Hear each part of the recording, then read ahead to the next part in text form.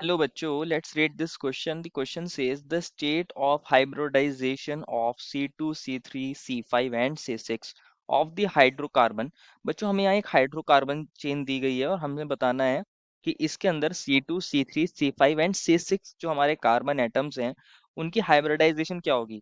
और हमें कुछ ऑप्शन दिए गए हैं is in the following sequence. Option A is sp3 sp2 sp2 sp, option B is sp sp2 sp2 sp3, option C is sp sp2 sp3 and sp2 and option D is sp sp3 sp2 and sp3।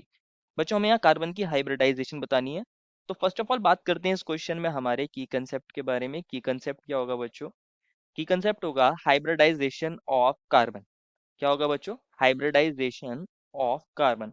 बच्चों हमारे पास हम hybridisation of carbon को directly भी बता सकते हैं और इसको फॉर्मूले की हेल्प से समझ भी सकते हैं कि यह आया कैसे। अगर मैं आपको जनरली बता दूं, अगर हमारे पास टोटल सिग्मा बॉन्ड्स और पाई बॉन्ड की हेल्प से हम कार्बन की हाइब्रिडाइजेशन बता सकते हैं। अगर हमारे पास 4 सिग्मा बॉन्ड्स होते हैं कार्बन के, तो हाइब्रिडाइजेशन होती है हमारे पास sp3। और अगर हमारे पास 3 सिग्मा बॉन्ड होते हैं हमारे कार्बन के और एक पाई बॉन्ड होता है, तो हमारी हाइब्रिडाइजेशन होती है sp2। और अगर हमारे पास 2 सिग्मा बॉन्ड होंगे और 2 पाई बॉन्ड होंगे, तो हमारी हाइब्रिडाइजेशन हो जाती है sp। ये आई कैसे है इसको समझ लेते हैं, जिससे आपको ये समझ आ जाए। इसको हम निकालते हैं स्टेरिक नंबर रूल की हेल्प से निकाल सकते हैं। कंसिडर करिए मेरे पास कार्बन है और इसके चारों ही सिग्मा बॉन्ड है। एक कार्बन ऐसा है जिसके पास बच्चों हमारा एक तो पाई बॉन्ड है और बाकी 3 सिग्मा बॉन्ड है, और एक कार्बन ऐसा है जिसके पास बच्चों 2 पाई और 2 सिग्मा बॉन्ड है, जिसको मैं ऐसे लगा सकता हूँ कि ऐसे फॉर्म में हो सकता है, या फिर हमारे पास एक साइड ट्रिपल बॉन्ड हो और एक सिग्मा बॉन्ड हो, तो ऐसे भी लिख सकते हैं बच्चों। ये दो पॉसिबिलिटीज हो सकती है हमारे पास लास्ट वाले केस के अंदर। अगर हम स्टेरिक नंबर रूल की बात करें बच्चों, तो स्टेरिक नंबर रूल की हेल्प से हम हाइब्रिडाइजेशन को कैसे निकालते हैं। स्टेरिक नंबर अगर मैं इसमें निकालना चाहूँ, तो वो किसके इक्वल होता है? Number of sigma bond pairs plus number of lone pair. क्योंकि यहाँ सिर्फ हमारे पास कौन है बच्चों? सिग्मा बॉन्ड्स हैं और टोटल सिग्मा बॉन्ड्स हैं 4। यहाँ पे बच्चों हमारे पास सिग्मा बॉन्ड्स 3 हैं और लोन पेयर एक भी नहीं है। पाई बॉन्ड्स को काउंट करते नहीं, तो ये आ जाएगा 3। और यहाँ पे बच्चों अगर आप दोनों केसेस में देखोगे तो 2 ही सिग्मा बॉन्ड है, और हम लोन पेयर यहाँ पे कोई है नहीं, पाई बॉन्ड्स को काउंट करते नहीं है स्टेरिक नंबर रूल के अंदर, तो ये आ जाएगी वैल्यू 2। जब हमारे पास स्टेरिक नंबर 4 होता है तो हाइब्रिडाइजेशन होती है sp3। 3 होता है तो sp2। और अगर हमारे पास 2 हो जाएगा तो हाइब्रिडाइजेशन हो जाएगी sp। तो मेन चीज क्या है बच्चों, आप ऐसे भी याद कर सकते हो, अगर हमारे कार्बन के चारों सिग्मा बॉन्ड्स हैं तो sp3, 3 सिग्मा बॉन्ड है एक पाई बॉन्ड है तो sp2, और अगर 2 सिग्मा 2 पाई बॉन्ड है तो हाइब्रिडाइजेशन क्या हो जाएगी? sp हो जाएगी। मेन चीज ये है। अब हम क्या करते हैं, अपने गिवन कंपाउंड को लिख लेते हैं कि हमें गिवन कंपाउंड क्या दिया है, इसको देखते हैं। हमें 7 कार्बन की चेन दी है, तो इसको देखते हैं। ये हमारे पास 1 2 3 4 5 6 7, यही 7 कार्बन दिए, इनकी नंबरिंग कर लेते हैं 1 2 3 4 5 6 एंड 7। बच्चों हमारे पास अगर आप क्वेश्चन में देखोगे तो 6 पोजीशन पर 2 मिथाइल ग्रुप है और एक 3 पोजीशन पर एक मिथाइल ग्रुप है। तो इसको भी देख लेते हैं बच्चों। ये हमारे पास 6 पोजीशन है, हम यहाँ 2 CH3 ग्रुप को लिख देते हैं CH3, और यहाँ पर CH3।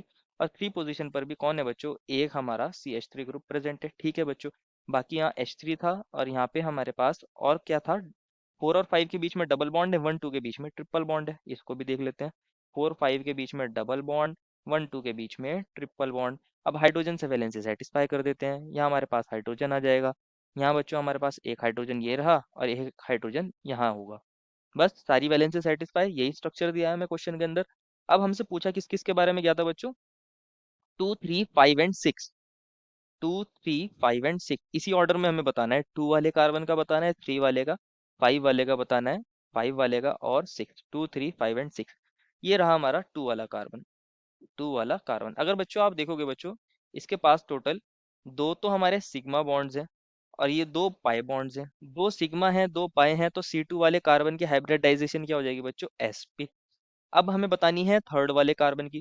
थर्ड कार्बन को देखोगे बच्चों तो इसके पास चारों ही सिग्मा बॉन्ड है। 3 तो इसने कार्बन से बनाया है और एक हाइड्रोजन के साथ भी सिग्मा बॉन्ड बनाया होगा। तो मैं अगर C3 के बारे में लिखना चाहूँ, चारों सिग्मा बॉन्ड है, तो इसकी हाइब्रिडाइजेशन हो जाएगी sp3। अब फिफ्थ कार्बन की बात करते हैं, C5 की बात करते हैं। C5 को अगर आप देखोगे बच्चों तो इसके पास बच्चों एक तो पाई बॉन्ड है और बाकी 3 कौन होंगे? इसके पास सिग्मा बॉन्ड होंगे, जिसमें से 2 सिग्मा बॉन्ड इसने कार्बन के साथ बनाया है और एक हाइड्रोजन के साथ।